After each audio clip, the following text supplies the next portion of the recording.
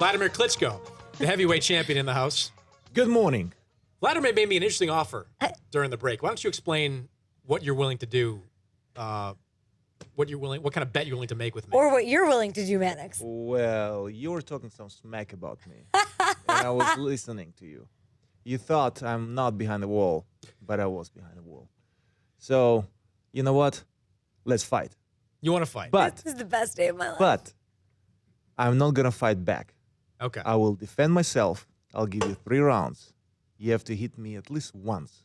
For every hit, I'll pay you $1,000. Oh, I love If it. you miss all of the shots, you have to pay $1,000 back to me. So you can make $10,000 or maybe 20, depends on how many I times feel you're like gonna you've hit done me. this before. In what world do you think I'm going to Or hit you 20 you're gonna times? end up Paying $1,000. Yes. I'm gonna have to What think is it? about Is this. it a deal? I'm gonna have to think about this. Next training camp, come over. We'll do it. But you know what? The results we're gonna announce, so it's gonna be official. Be videotaped.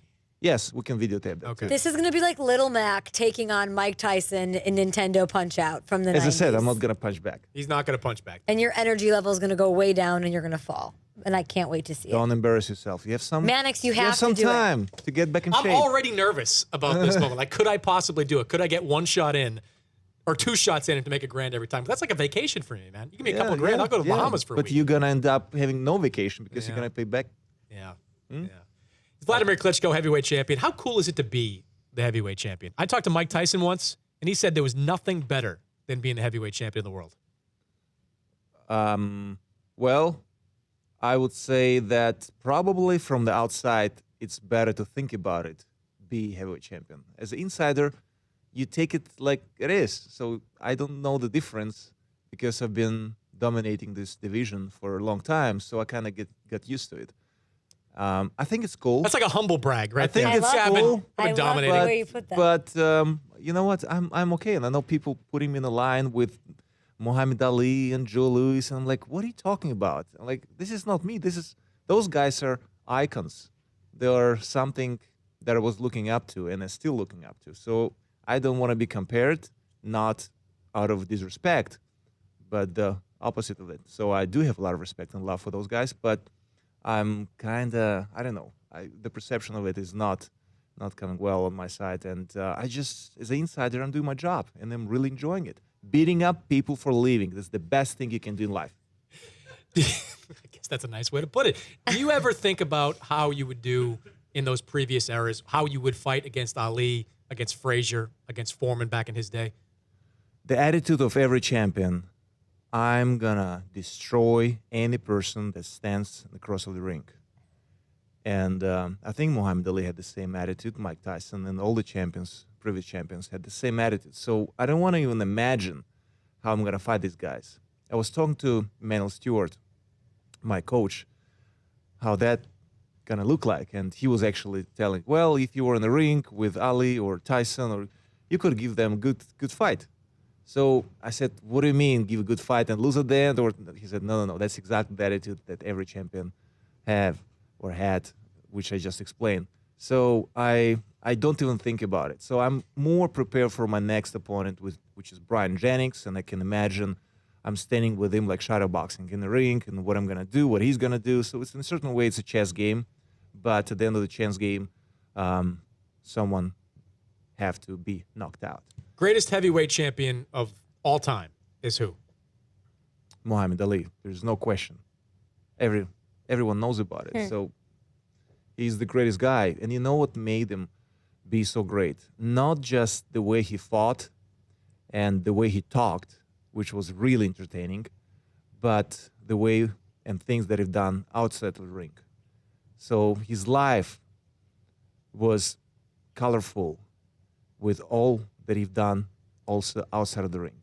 Without it, he wouldn't be the greatest. But I think the combination of two, inside and outside, made it.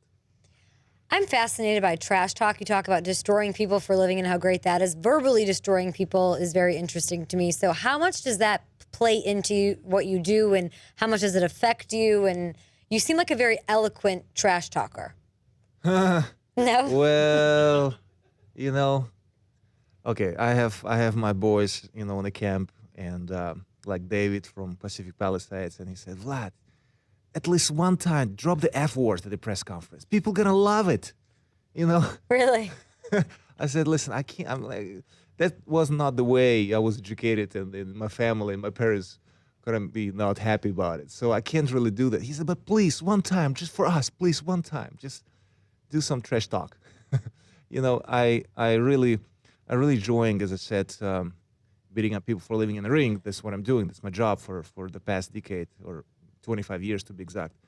And you know, talk belongs to it, but it needs to be something. The foundation needs to be behind it. And I think Muhammad Ali was one of the greatest who really talked well and fought well.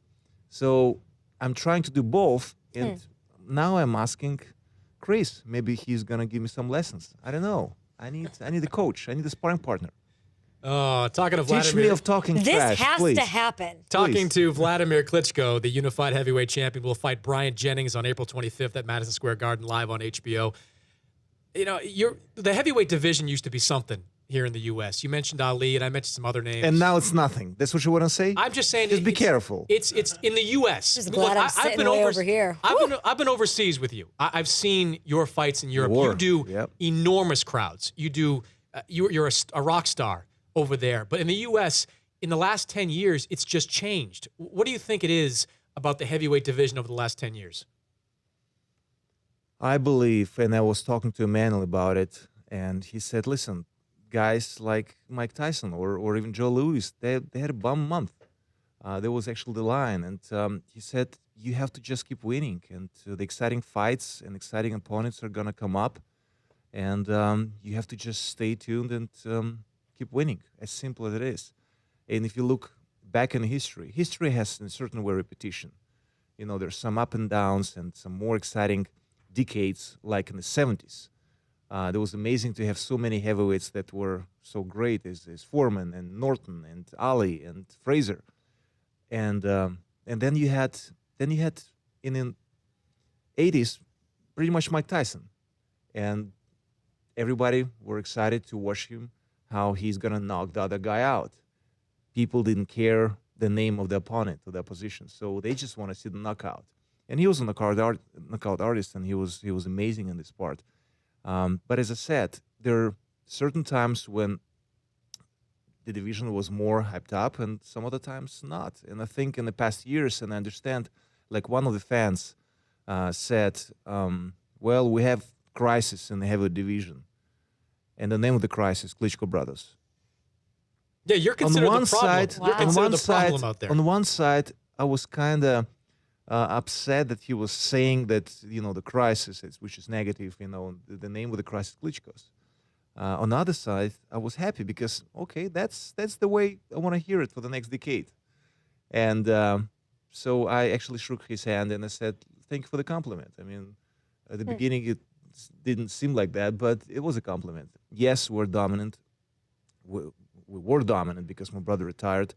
And I'm doing it now on my own, and I'm trying to unify all the belts. And there's another belt that my brother had, the WBC belt that Deontay Wilder won recently. So I hope this unification going to happen. There will be no questions who is the champion, because regular people are getting lost. WBA, IBF, WBO, and WBC, and the Ring Magazine. So there's a lot of belts and a lot of sanctioning bodies, but regular people on the street don't really get it. Who is who? Where is the champ? What? And then when you unify all of the titles, there is no doubt who's the champ. The one unified and undisputed champion. We're going to take a break. When we come back, I do want to ask you about your brother, because your brother's now retired, the mayor of Kiev over in the Ukraine, but there were so many questions over the last 5 years about, let's get the Klitschko brothers in the ring together. Let's get them to fight. I want to ask you about what it would have taken, if anything, for you to get in the ring with your brother. We'll come right back. We got to see what's going to happen with this match Exactly. right here. Like, if you think I'm forgetting this, you're crazy. Are we like putting duct tape on the ground for a ring right now? What's the deal? We may do a little I'll put exhibition in here. 200. I'm just saying, Peter, will you match my 200 and then you'll do 6 for the first hit? We'll talk about I it during think the we're break. going to lose. I don't care. We'll come right back. Wladimir Klitschko, heavyweight champion.